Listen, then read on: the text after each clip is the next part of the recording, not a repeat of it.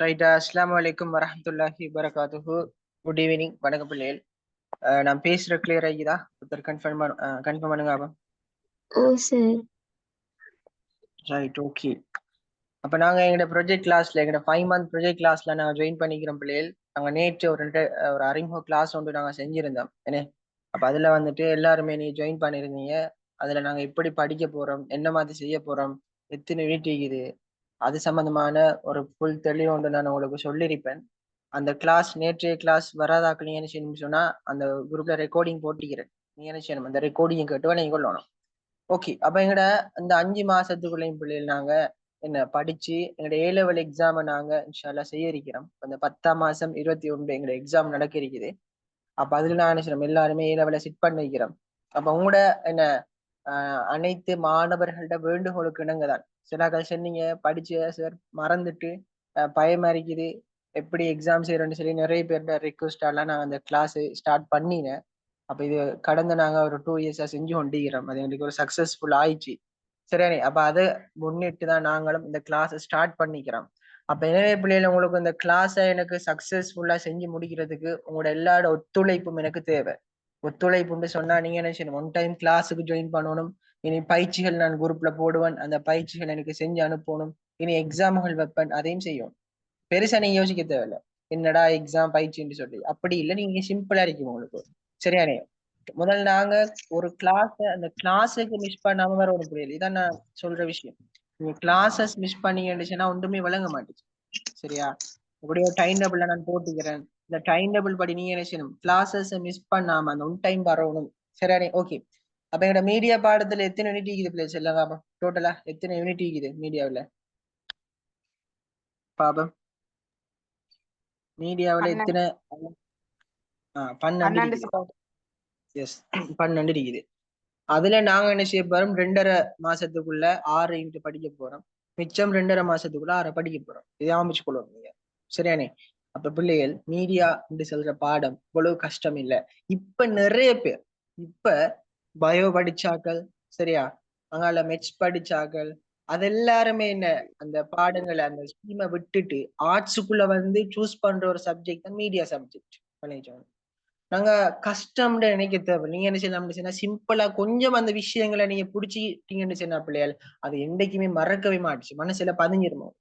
அப்போ சின்ன சின்ன முயற்சிகளை என்ன செய்யுங்க, இப்பவே போடுங்க. இருக்கிற 186 நாளைக்கு, இந்த 186 நாளைக்குள்ளேயும் உங்களோட சின்ன சின்ன ஹார்ட் ஒர்க், சின்ன சின்ன முயற்சிகளை நீங்க என்ன செய்யுங்க போட்டீங்கன்னு சொன்னா நீங்க என்ன செய்யலாம், நல்ல ஒரு சக்சஸ நீங்க என்ன செய்யலாம் அடைஞ்சு கொள்ளலாம். நான் சொல்லிக் கொள்கிறேன். ஓகே. அப்ப அந்த அடிப்படையில பிள்ளைகள் நாங்க இப்போ நாங்க உத்தியோகபூர்வமாக எங்களோட கிளாஸ் நாங்க இன்னைக்கு ஸ்டார்ட் பண்ண போறோம். இந்த ரிசல்ட்ஸ் வந்த பிறகும் ஒரு டீம் ஒன்று வரும் எங்களுக்கு. ரிசல்ட்ஸ் வந்த பிறகு ஏ லெவல் ரிசல்ட்ஸ் எப்படியும் இந்த மாசத்துக்குள்ள வந்துடும், 30க்குள்ள வந்துடும். நேற்று இன்றைக்கு நான் வாரண்டு சொல்லி கதையில் போயிடுச்சு. அந்த டெக்னிக்கல் இஷ்யூவால அது வரல. எப்படியும் அந்த 30க்குள்ள வந்துடும். நான் அது பிறகுதான் உண்மைக்கும் ஸ்டார்ட் பண்ண இருந்தேன். ஏன்னு சொன்னா நீங்க நம்பி வந்துட்டீங்க. அப்ப எங்களுக்கு டைம் ஒன்று இல்லை தானே. அப்ப அதுக்காகவே நான் இன்றைக்கே ஸ்டார்ட் பண்றேன். நான் பார்த்தேன் இப்ப என்னன்னு சொன்னா, அந்த ரிசல்ட்ஸ் வந்தது பிறகு செகண்ட் சைஸ் ஈராக்கள் வருவார். சிலாக்கள் வந்துட்டு திரும்ப படிக்கிறதுக்கு வருவார். போன முறை அப்படித்தான் வந்தாங்க. நான் அந்த மாதிரி நல்ல ரிசல்ட்ஸ் ஒன்று வரும் அந்த இன்ஷால்லா நான் அப்டேட் பண்ணுவேன். நம்பிக்கை ஒண்டிக்குது, நீங்க பார்த்தா விளங்கும். போன முறை நல்ல ஒரு கிரௌட் ஒன்று இருந்துச்சு எங்களுக்கு. எப்படியோ ஒரு 80 பேருக்கு மேல ஜாயின் பண்ணியிருந்தாங்க. பார்த்தா விளங்கும், ரிசல்ட்ஸ் வந்தாங்களே தெரியும். அப்ப அதே மாதிரி என்ன செய்வாங்கன்னா, இப்பவும் இந்த ரிசல்ட்ஸ் வந்தது பிறகு ஒரு டீம் ஒன்று வரும், பிரச்சனை இல்லை. நீங்க நம்பி வந்துட்டீங்களே, அப்ப அதுக்காக நான் சொன்ன டேட்லயே உங்களுக்கு ஸ்டார்ட் பண்ணிக்கிறோம். அப்ப குறிச்சு வச்சுக்கொள்ளுங்க, 4:20 நாங்க ஸ்டார்ட் பண்ணிக்கிறோம். உங்களோட 10:20 இல்ல, 10:20 உங்களுக்கு கிளாஸஸ் செய்ய விட மாட்டானே. அந்த ஏ லெவல் என்ன அந்த எக்ஸாம்ஸ் நெருங்கக்குள்ள கிளாஸஸ் ஒன்றும் செய்ய இயலாது. எப்படியோ நாங்க அதுக்கு முன்னுக்கு ஒரு 1 மந்த்துக்கு முன்னுக்கு அல்லது ஒரு எப்படி ஒரு 20 நாள் வச்சு நான் உங்களுக்கு சிலபஸ் முடிச்சிருவேன். நீங்க என்ன செய்யணும், மத்த சப்ஜெக்ட் படிக்க வருமே.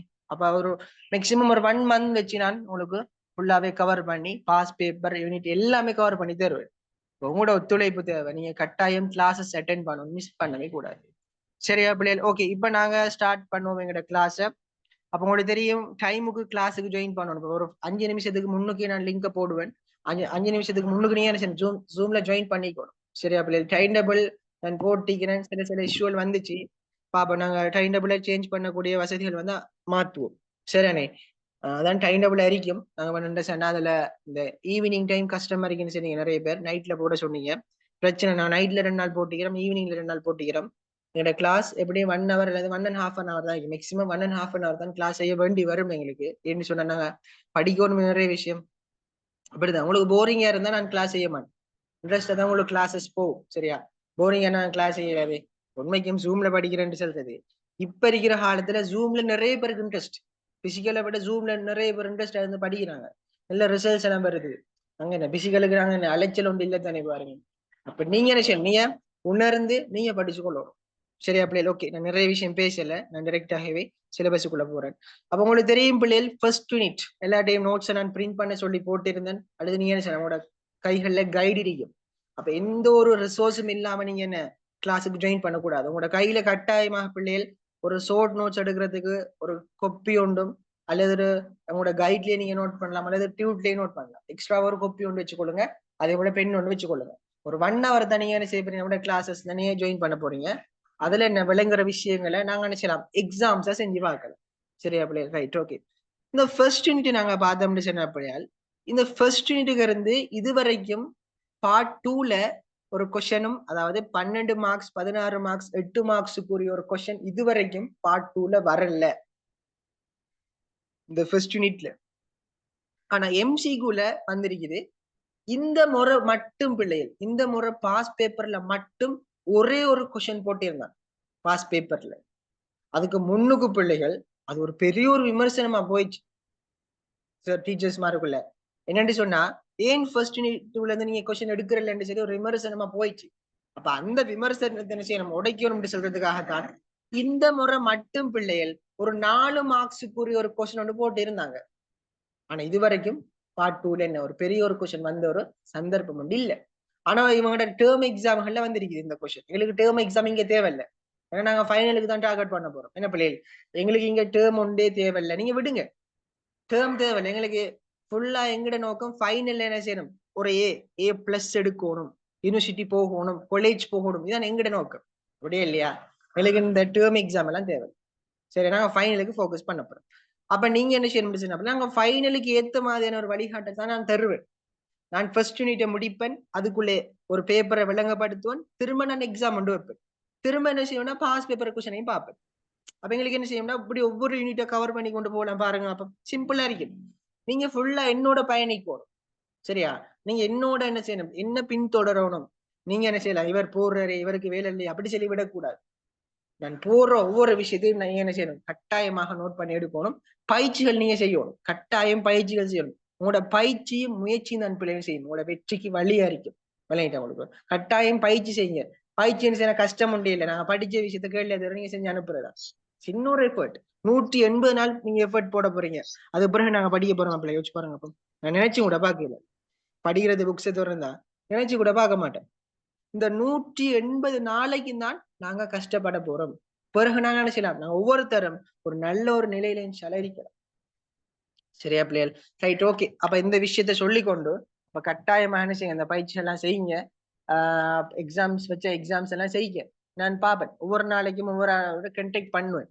சரியா? உங்களோட பேரண்ட்ஸோடையும் பேசி என்ன உங்களோடையும் பேசுற மாதிரி தான் கண்டெக்ட் பண்ணக்கூடிய மாதிரி இருக்கு. ஓகே, அப்ப நான் விஷயத்துக்குள்ள போகும் பிள்ளைகள். இந்த ஃபர்ஸ்ட் யூனிட்டை பொறுத்த வரைக்கும் எங்களுக்கு டோட்டலாக எத்தனை தேர்ச்சி மட்டங்கள் இருக்குது தெரிஞ்சாக்கள்? தெரிஞ்சாக்கள் ஃபர்ஸ்ட் யூனிட்ல எத்தனை தேர்ச்சி மட்டங்கள், எத்தனை தலைப்புகள் இருக்குது பாப்போம். பேசுங்க பாப்போம். 3 இருக்குது. சரியா? எஸ். இந்த முறை பாஸ் பேப்பர்ல பிள்ளைகள் 4 மார்க்ஸுக்கு உரிய ஒரே ஒரு கொஸ்டின் வந்துச்சு. அதாவது நாங்க படிச்ச தமிழங்க படிக்கிறதாக்களுக்கு விளங்க மாட்டுச்சு, சும்மா சொல்றேன். அதாவது எங்கட பாடமானது தனியான ஒரு பாடமாக வாரத்துக்கு முன்னாடி பிள்ளைகள் வேறு பாடங்களோட இணைஞ்சுதான் கற்பிக்கப்பட்டுச்சான். அப்படியான பாடங்கள் என்னன்னு சொல்லித்தான் இந்த முறை பாஸ் பேப்பர்ல ஒரு கொஸ்டின் கேட்டிருந்தாங்க. தெரிஞ்சாக்கள் சொல்லுங்க அப்போ. அரசியல் விஞ்ஞானம், சமூக விஞ்ஞானம், மாநில விஞ்ஞானம். Right, okay. இதுல வந்துட்டு ஒவ்வொரு கேட்டகரியில பிள்ளை இருக்கிறீங்க. என்ன, ஒரு சிலாக்கள் படிச்சிருக்கீங்க. சரியா? ஒரு சிலாக்கள் நல்லா படிச்சிருக்கீங்க, படிச்சாக்களும் ஜாயின் பண்ணிக்கிறீங்க. ஒரு சிலாக்கள் ஒன்றுமே படிக்கல, இப்ப என்ன செஞ்சுக்கிறீங்க, மீடியா பாடத்தை சூஸ் பண்ணி வந்திருக்கீங்க. அப்ப நான் பிள்ளைகள் படிச்சா கழிக்கிறீங்க, இனி நல்லா படிச்சா கழிக்கிறீங்க, படிக்காதா கழிக்கிறீங்க. இதுல நான் முழுவதுமாக பேசிக்ல தான் போவேன். நீங்க நினைக்க கூடாது என்னடா மிச்சம் பேசிக்ல சொல்றேன்னு சொல்லி. நான் மிச்சம் பேசிக்கலான்னு போறோம் ஏன்னு சொன்னா இதுல படிக்காத நிறைய பேர் ஜாயின் பண்ணிக்கிறீங்க அப்படியே இல்லையா. நாங்க மிச்சம் பேசிக்கல தான் பிள்ளைகள் நாங்க போவோம்.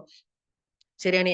அப்ப நீங்க ஒவ்வொரு விஷயத்தையும் நோட் பண்ணி எடுக்கும். ரைட். இந்த முறை கொஸ்டின் அதான் எங்களோட பாடமானது தனியான ஒரு பாடமாக வாரத்துக்கு முன்னாடி வேறு பாடங்களோட இணைஞ்சுதான் கற்பிக்கப்பட்டுச்சாம். அப்படியான பாடங்கள் அரசியல் விஞ்ஞானம், சமூக விஞ்ஞானம், மானுட விஞ்ஞானம் சரி இப்படி போடப்பட்டுச்சு. ஓகே, இதான் ஒரு பாஸ் பேப்பர் கொஸ்டினாக வந்துருச்சு. ஓகே, இப்ப பாருங்க பிள்ளைகள், எங்களோட ஃபர்ஸ்ட் யூனிட்டுக்குள்ள நாங்க 3 தலைப்புகளை படிக்க போறோம்.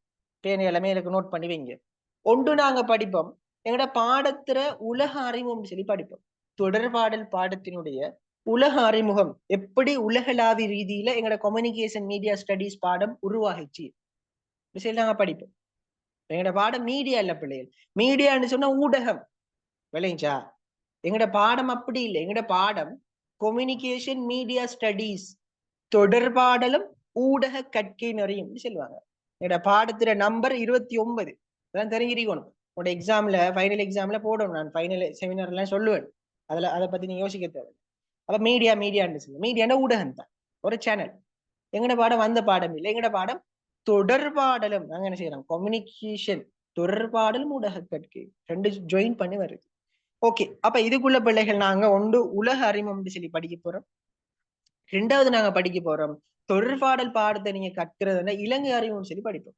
இலங்கை அறிமுகம், இலங்கையில எங்கட பாடம் எவ்வாறு ஆரம்பிக்கப்பட்டுச்சு, எப்படி அறிமுகம் செய்யப்பட்டுச்சு சொல்லி படிப்போம். இந்த கேள்வியை வேணும்னு சொன்னா பார்ட் 2ல கேட்கலாம். தொடர்பாடல் பாடத்துல இலங்கை அறிமுகம் பற்றி விளக்குன்னு சொல்லி. ரைட். மூணாவது நாங்க படிப்போம் இந்த தொடர்பாடல் பாடத்தை நாங்க ஒரு துறைசார் பாடமாக கற்பதன் அவசியம் சொல்லி படிப்போம். தொடர்பாடல் பாடத்தை துறைசார் பாடமாக கற்பதன் அவசியம் சொல்லி படிப்போம். உங்களுக்கு ரைட். அப்ப இந்த 3 தலைப்புகள் பிள்ளைகள் நாங்க என்ன செய்ய போறோம் சொன்னா இந்த ஃபர்ஸ்ட் யூனிட் நாங்க படிக்க போறோம். அப்ப ஃபர்ஸ்ட் யூனிட்ல பிள்ளைகள் எம்சிக்குள்ள போன முறை பாஸ் பேப்பர்ல ஒரு கொஸ்டின் வந்துச்சு. என்ன கொஸ்டின் சொன்னா, அந்த தொடர்பாடல் பாடம் முறை சார்ந்து கற்பிக்கப்பட்ட பல்கலைக்கழகம், ஃபர்ஸ்டா கற்பிக்கப்பட்ட பல்கலைக்கழகம் சரி கிடைச்சு. எந்த பல்கலைக்கழகம் சொல்லுங்க பாப்போம். தெஹிவளை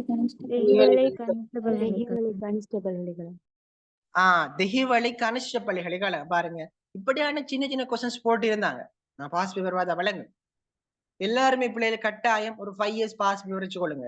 2024, 23, 22, 21, 20 இந்த பாஸ் பேப்பர் எல்லாத்தையும் கேளுங்க. நீங்க பிரிண்ட் பண்ணி வைங்க. நான் இப்பவே உங்களுக்கு பாஸ் பேப்பரையும் பேஸ் பண்ணி தான் போவேன். ஏன்னா அப்பா நான் உங்களுக்கு வழங்கும் ஐடியா வரும். இப்படி கேள்வி வந்துக்குது, அடுத்து இருக்கு இப்படி வரலாமே சரி ஐடியா வருமே உங்களுக்கு. அப்ப இல்லாதாக்கள் நான் குரூப்லயே போட்டு விடுறேன்.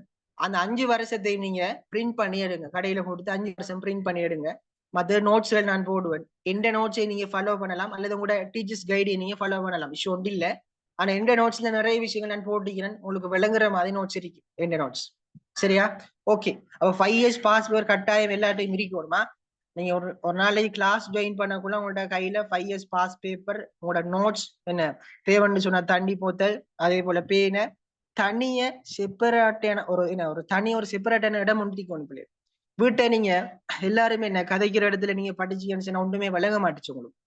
நீங்க என்ன செய்யுங்க சொன்னா அந்த 180 நாளைக்கு தனியான ஒரு என்ன வீட்டை நீங்க தனியான ஒரு பகுதி ஒதுக்குங்க. உங்களோட இடத்துக்கு உங்களோட ரூம் ஒதுக்கலாம், அல்லது நீங்க வெளியில போயிட்டு பாட்டீங்க. ஒருத்தர் மனசு ஃபுல்லா இதுல நாங்க போக்கஸ் பண்ணுவோம்.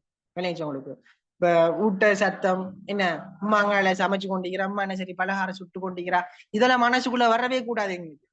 நான் ஒரு தியாகம் என்ன பிள்ளை, நாங்க பசிச்சிருக்கிறோம், தனிச்சிருக்கிறோம், விழிச்சிருக்கிறோம், என்னத்தை நாங்க எடுப்போம் சொல்லுங்க பாப்போம். முடிச்சுடுங்க பாப்போம்.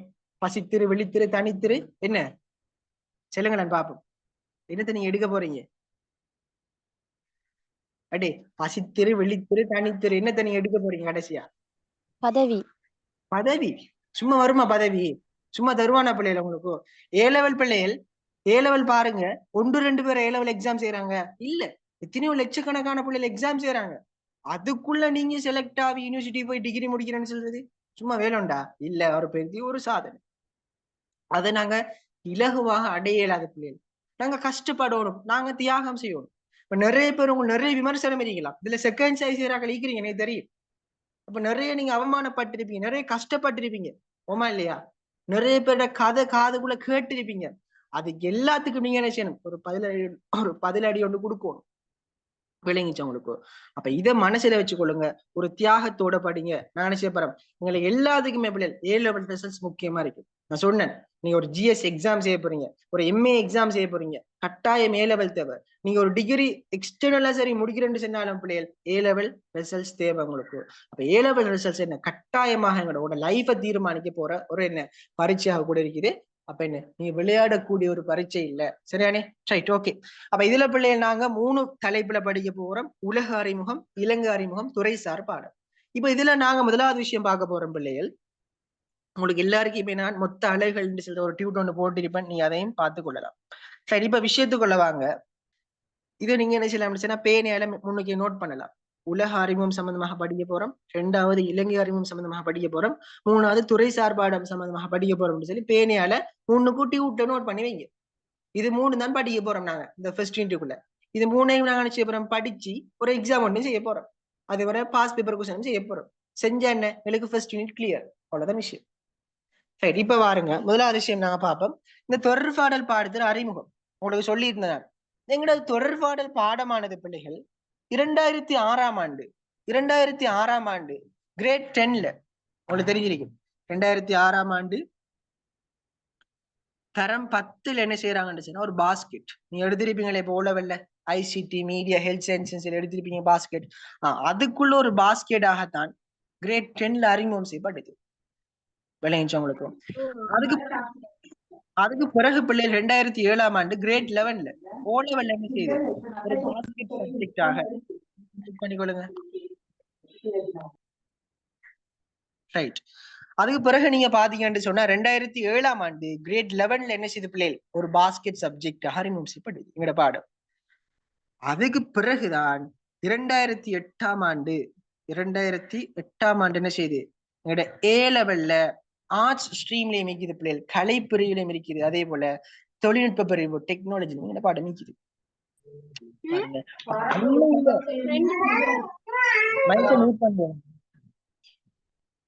ரைட். அப்ப அண்மையில பாருங்க அறிமுகம் செய்யப்பட்ட ஒரு சப்ஜெக்ட் தான் இந்த சப்ஜெக்ட். இந்த சப்ஜெக்ட் பிள்ளைகள் இன்றைக்கு அதிகளவான ஒரு தொழில் வாய்ப்புகளை உங்களுக்கு பெற்று தரக்கூடிய மாதிரி இருக்குது. இந்த பாடம் மீடியா பாடமானது இன்றைக்கு அதிகளவான தொழில் வாய்ப்புகள் இருக்குது. இப்ப எல்லாரோட கருத்துமே என்ன, நாங்க மீடியா பாடம் எடுத்து என்னடா ஒரு மீடியா டெலிவிஷன்ல ஒர்க் பண்றதா? இல்ல பிள்ளைகள், அப்படி இல்லை. அவங்களுக்கு பிள்ளைகள் முதலாவது விஷயம் நீங்க விளங்கி கொள்ளணும். நீங்க ஏ லெவல்ல 3 சப்ஜெக்ட் எடுக்கிறீங்கன்னு சொன்னா விளையாச்சா அந்த 3 சப்ஜெக்டோட உங்களுக்கு இந்த சப்ஜெக்ட்ல வர என்ன இந்த மார்க்ஸ் இருக்குதானே. உதாரணமா நீங்க என்ன செய்றீங்க, ஏ லெவல்ல உதாரணமா ஒரு மீடியா பாடம், இஸ்லாம் பாடம், பொலிட்டிக்கல் பாடம் எடுக்கிறீங்க. இப்ப உங்களுக்கு நான் சொல்லியிருந்தேன் நேற்று ஒரு பிள்ளையோட மார்க்ஸை போட்டுருந்தேன். அந்த பிள்ளைக்கு பாருங்க மீடியாவுல ஏ வந்துச்சு, இஸ்லாத்துல பி வந்துச்சு, பொலிட்டிக்கல்ல சி வந்துச்சு. அப்ப இது சட் ஸ்கோர் தூக்கி விட்டாவுக்கு ஏ வந்ததாலாம் தூக்கி விட்டு. அப்ப சட் ஸ்கோர் கூடிய பாடமா இல்லையா? எங்கட பாடம் சட் ஸ்கோர் கூடிய பாடம். நிறைய பேர் சொல்லுவாங்க சட் ஸ்கோர் இல்ல எடுக்க வேணும்னு சொல்லுவாங்க. அந்த பிள்ளையோட ரிசல்ட்ஸை பார்த்து அவங்களுக்கு வரும். ஏபிசி பிள்ளைகள் ஏ வராம சட் ஸ்கோர் வந்திருக்குமா? ஏ வராம யூனிவர்சிட்டி போயிருப்பாவா? இல்ல. வச்சு பாருங்க. அப்ப சட் ஸ்கோர் கூடிய பாடம். அப்ப நீங்க என்ன செய்யணும் பிள்ளைகள், கட்டாயமாக இப்ப காலேஜ் இல்லைன்னு சொல்லுங்க. நீங்க காலேஜ் போறதுக்கு பிள்ளைகள் இந்த பாடம் மட்டும் தான் நீங்க காலேஜ் போகலாம். இப்ப நீங்க என்ன செய்றீங்க, நீங்க தமிழ் எடுக்கிறீங்க, மீடியா எடுக்கிறீங்க, அங்கால இஸ்லாம் எடுக்கிறீங்க.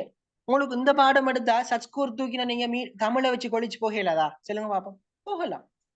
இப்படி நிறைய விமர்சனங்கள் இது பிள்ளைகள். விமர்சனத்துக்கு நீங்க என்ன செய்யணும், நீங்க ஒரு பதிலடி ஒன்று கொடுக்கணும், கட்டாயம் கொடுக்கணும். அதுக்கான விளக்கத்தை நீங்க எல்லாருக்குமே சொல்லணும். இப்படித்தான் இருக்குது. நாங்க மீடியா பாடத்தை எடுத்தா மைக் குடிக்கிறல்ல ஒரு இடத்தையும் போயிட்டு. இதுல பிள்ளைகள் நீங்க தொழில் வாய்ப்புகளை பாத்தீங்கன்னு சொன்னா இதுல பொதுசன தொடர்பு அதிகாரி PR பப்ளிக் ரிலேஷன் ஆபீசர் ஒரு பதவி ஒன்று இருக்குது பிள்ளைகள். இவென்ட் மேனேஜ்மெண்ட் நிகழ்வு முகாமையாளர், இதெல்லாம் பிள்ளைகள் இதுக்குள்ள எடுக்கிற பதவிகள். இதெல்லாம் பெரிய பெரிய தொழில் வாய்ப்புகள் பிள்ளைகள். இன்னும் ஒன்று இது புலமை சொத்து, அதாவது புலமை சொத்து அறிவு சொத்து சட்டம், அதாவது அந்த படைப்பாக்கம் எல்லாம் பாதுகாப்பு சட்டம் ஒன்றிக்குது. இதுக்கெல்லாம் தனி ஒரு பதவி இருக்குது பிள்ளைகள். இதெல்லாம் சும்மா நம்மளெல்லாம் எடுக்க மாட்டார், சிறுபான்மையாக்கள் எடுக்க மாட்டார். உங்களுக்கு இது பெரும்பான்மை மக்களை தான் எடுக்கிறார். ஆனா நிறைய தொழில் வாய்ப்புகள் இருக்குது. நீங்க நினைக்காதீங்க மீடியா பாடம் எடுத்தா மைக் குடிக்கிற மட்டும் நினைக்க கூடாது. என்றைக்குமே எங்கட மனசுல அப்படி ஒரு திங்கிங் கொண்டு இருக்கவே கூடாது பிள்ளைகள். உங்களுக்கு நிறைய தொழில் வாய்ப்புகள் இருக்குது. நீங்க என்ன செய்யலாம், அடுத்தடுத்த கட்டங்களுக்கு போக்குள்ள உங்களுக்கு விஷயம் ரிசர்ச்சர் இருக்குது, ஊடக அதிகாரி இருக்குது, நிகழ்வு முகாமையாளர் இவென்ட் மேனேஜ்மெண்ட் நிகழ்வுகளை செட் பண்ணி கொடுக்கிறது, பொதுசன தொடர்பு அதிகாரி PR இருக்குது, இப்படி நிறைய தொழில் வாய்ப்புகள் இது உங்களுக்கு. இந்த பாடத்தை கற்கிற நோக்கம் என்ன சொன்னா பிள்ளையால் ஒரு கிரியேட்டிவ் ஒரு படைப்பாக்க ரீதியானதும் நீங்க என்ன செய்யணும், ஒரு தன்னம்பிக்கையுடைய ஒரு எஃபெக்டிவ்னஸ் ஒரு வினைத்திறனான ஒரு தொடர்பாடு உங்களோட அன்றாட வாழ்க்கையில நீங்க பயன்படுத்தணும். அதாவது பிள்ளைகள் நாங்க எல்லாருமே யோசிக்கிற மாதிரி நாங்களும் யோசிச்சு ஒரு முடிவு எடுக்க கூடாது. அப்படி செல்லல எங்கட மீடியா பாடம். நாங்க புத்தாக்கம், நாங்க புது சிந்தனைகள் மூலமா என்ன செய்யணும் பிள்ளைகள், ஒருத்தருக்கு புது புது விஷயங்களை நான் அறிமுகம் செய்யணும். அதுக்கு இந்த பாடத்தை நாங்க படிக்கிறோம். பாருங்க பாப்போம். அப்ப எதிர்கால இந்த உலகத்துல என்ன செய்யணும், ஒரு கவர்ச்சிகரமான ஒரு தொழில் வாய்ப்பு செய்யும் ஒரு வழிகாட்டக்கூடிய ஒரு பாடமாக கூட எங்கட இந்த மீடியா பாடமான இருக்குது உங்களுக்கு. அப்ப நிறைய தொழில் வாய்ப்புகள் இருக்குது பிள்ளைகள். நீங்க நினைச்சு கொள்ளாதீங்க என்ன ஊடகத்தை எடுத்தா மீடியாக்குள்ள மட்டும் போறேன்னு சொல்லி இல்ல, நிறைய அந்த பெரிய பெரிய பதவிகளுக்கு போறதுக்கான வாய்ப்புகளும் உங்களுக்கு இருக்கின்றது. நீங்க என்ன செய்யணும், பிறகு வர இந்திகளை நீங்க படிச்சு கொள்ளுங்க. சரியா பிள்ளைகள்?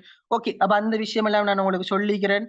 இதெல்லாம் நீங்க கட்டாயமாக கேட்டு இந்த மத்தாக்களுக்கு நீங்க ஒரு பதிலடி வந்து கட்டாயம் கொடுப்பீங்கன்னு நான் நம்புறேன். சரியா?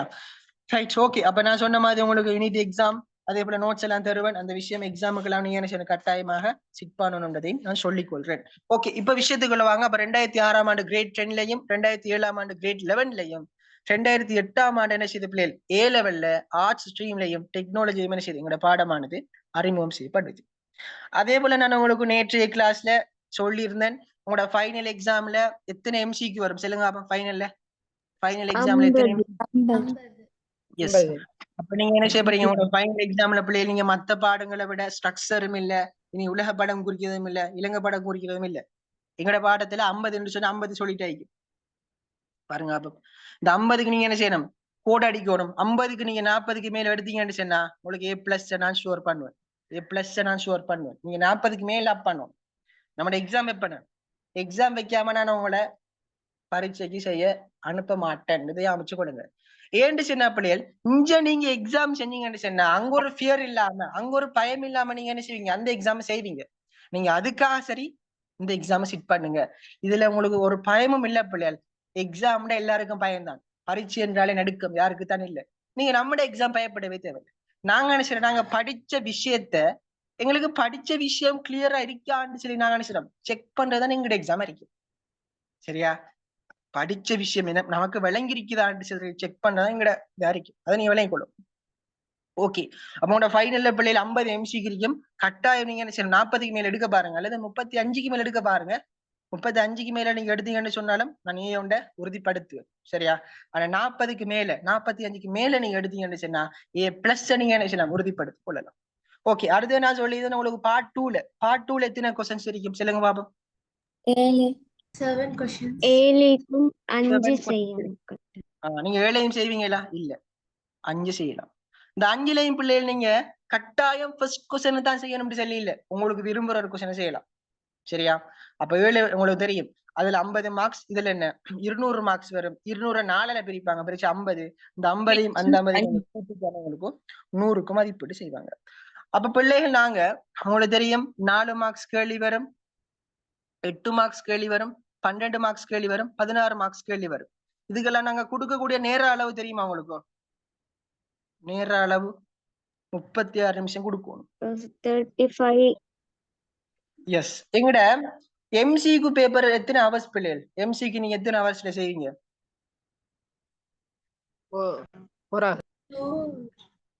ஒரு மணி நேரத்துக்குள்ள செய்வீங்க, 2 மணி நேரமா எம்சிக்கு?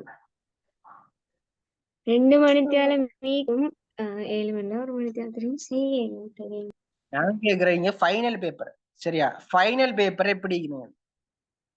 நல்லா படிச்சா 1 hour எல்லாம் செய்யணும் சார். 2 hours தான் சார் இது. அப்படியே புள்ள நான் சொல்றேன் என்னண்டா, ஃபைனல் பேப்பர் நீங்க 2 hours தான் செய்யுங்க. 1 hour செஞ்சு கொடுத்து போடுவாரல்ல, உங்களை உடைய மாட்டேன். சரியா? நீங்க 2 hours செய்யணும். ரைட். ஃபைனல் பேப்பர் 2 hours செய்வீங்க நீங்க. எங்கட எக்ஸாம்ல 1 hour எக்ஸாம் தான். சரியா? ரைட்.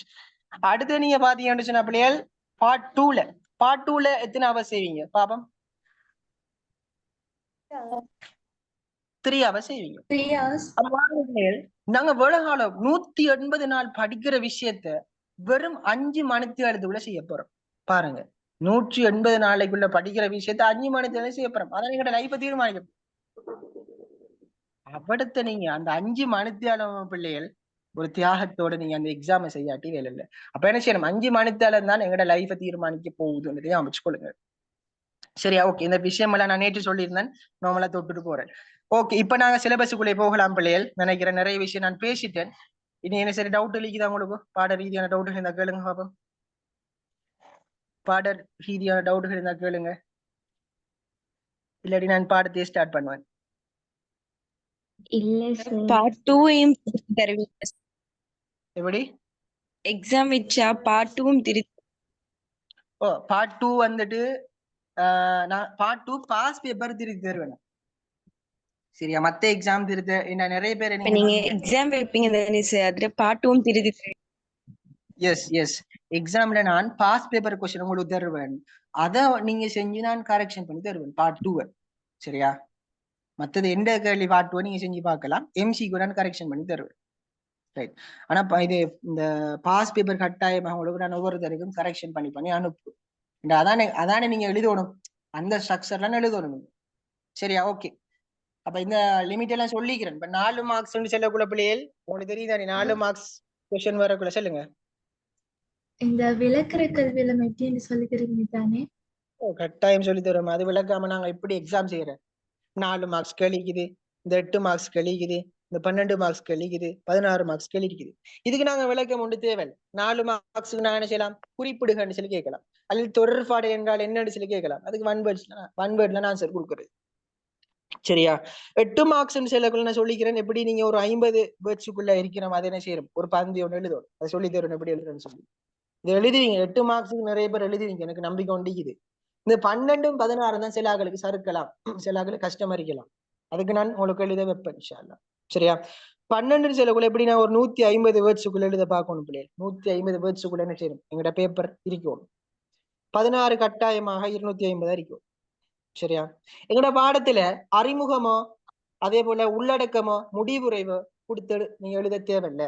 அறிமுகம் போட்டு எழுத தேவையே இல்லை. இப்ப நீங்க பொலிட்டிக்கல் பாடம் எடுத்தா அறிமுகத்துக்கு உங்களுக்கு 3 மார்க்ஸ் இருக்குது, ஆனா எங்கடையில இல்ல அப்படி. ஆனா நீங்க நுழைவு மாதிரி கொடுக்கலாம். என்ன உதாரணமாக ஒரு கேள்வியை நீங்க ஸ்டார்ட் செய்ய போறீங்கன்னு சொன்னா ஒரு நுழைவு மாதிரி கொடுக்கலாம், அதுக்கு அறிமுகம்னு சொல்லி போட்டு எழுத தேவை. ஆனா பொலிட்டிக்கல்ல பாருங்க, அறிமுகம்னு சொல்லி கட்டாயம் நாங்க போட்டு எழுதணும். விளையாச்சு உங்களுக்கு. அடுத்து நீங்க பாத்தீங்கன்னு சொன்னா வந்துட்டு இந்த இதுல ஆனா கட்டுரை கொஸ்டின் ஒன்று வருது பிள்ளைகள். பாஸ் பேப்பர்ல அடிக்கடி ஒரு கட்டுரை ஃபார்மட்ல 16 மார்க்ஸ் கொஸ்டின் வந்திருக்குது.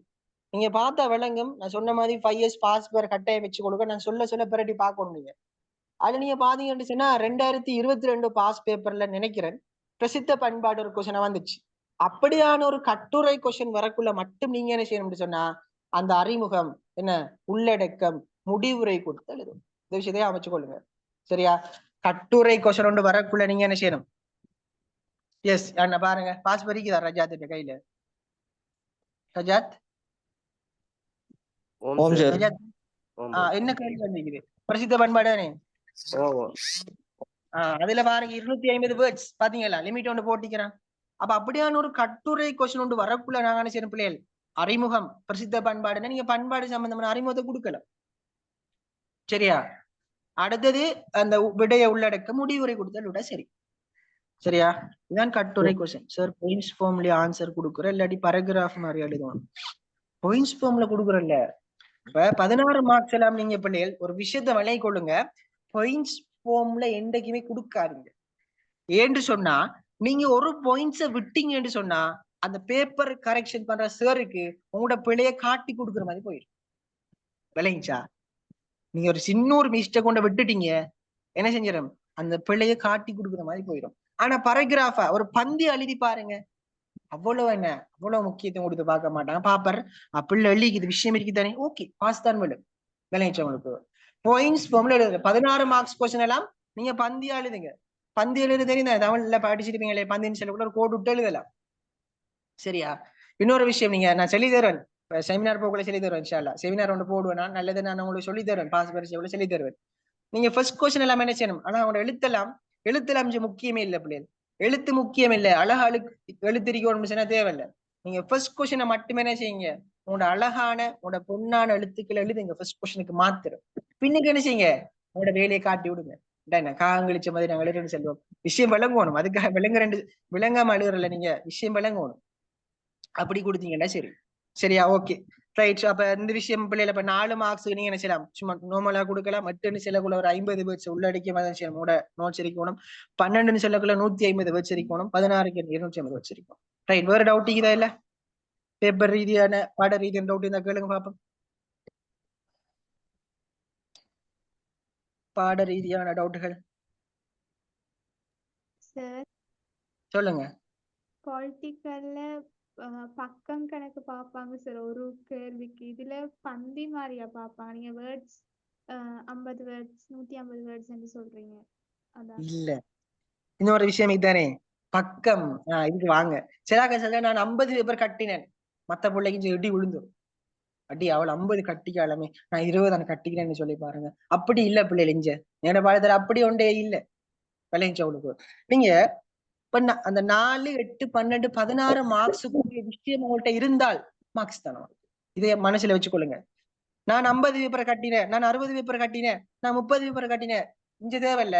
இங்க விஷயம் இருக்குதா பிள்ளைல மார்க்ஸ் போடுங்க. உங்களுக்கு 4 மார்க்ஸுக்குரிய விஷயம் இருக்குதா? ஓகே. 8 மார்க்ஸுக்குரிய விஷயம் இருக்குதா? ஓகே. 12 இருக்குதா? ஓகே. 16 ஓகே. இங்க பேப்பர் கட்டுற அளவு தேவையில்ல உங்களுக்கு. நீங்க விரும்பினா கட்டுங்க, விஷயம் ஒன்று இல்லை. S okay. நீங்க எப்படி சொல்லலாம்? இப்ப உதாரணமா 12 மார்க்ஸுக்கு நீங்க செய்யலாம். 12 மார்க்ஸ் சொல்லக்குள்ள எப்படியும் ஒரு தாள் நீங்க எழுதலாம் 12 மார்க்ஸுக்கு. சரியா? நான் எதை காட்டுவேன் உங்களுக்கு, செமினார்ல காட்டுவேன். இந்த பேப்பருக்கு தானே உங்களுக்கு இதுல தருவாங்க புக் கொண்டு, நீல கலர் புக் கொண்டு தருவாங்கண்ணே. அதை நான் எடுத்து காட்டுவேன், இருக்குது. அதை நான் சில எடுத்து காட்டுறேன் உங்கள்கிட்ட. சரியா? அந்த நீல கலர் புக் கொண்டு தருவாங்க. ஏபி புக் கொண்டு செல்லுவோம் நாங்க. கேள்விப்படுறீங்களா பிள்ளைகள்? ஏபி புக் கொண்டு செல்வாங்க, நீல கலர்ல இருக்கும். தெரியுமா உங்களுக்கு? மற்றது ஓவர்லைன் பேப்பர்னு சொல்லுவாங்க. அதை எடுத்து நான் உங்களுக்கு காட்டுவேன், நீங்க பயப்பட தேவையில்லை. அதை நான் ஃபுல்லா அதை எடுத்து காட்டி இதுல என்ன எடுத்து அந்த ஸ்டார்ட் பண்ணுங்க, எடுத்த முடிங்கன்னு சொல்லி தருவேன். நான் இந்த விஷயம் சொல்லி தருவேன். அதை நீங்க இப்ப போக தேவையில்லை. இப்ப நாங்க விஷயத்துக்குள்ள போ. சரியா? ஓகே. அப்ப நீங்க சொல்லுங்க, கேளுங்க. அஸ்ஃபா டவுட் இருக்குதா? வேற யாருக்கு டவுட் இருக்குதா பிள்ளைகள்? என்ன சரி இருந்தா கேளுங்க. ரைட். ஓகே. இப்ப விஷயத்துக்குள்ள வாங்க பிள்ளைகள். அப்ப எவ்வளவு நேரம் நாங்க ஒரு பாட ரீதியான விளக்கம் தான் ஸ்டார்ட் பண்ணிக்கிறேன். இப்ப நான் இதுக்குள்ளே போவோம், நாங்க பாடத்துக்குள்ளேயா.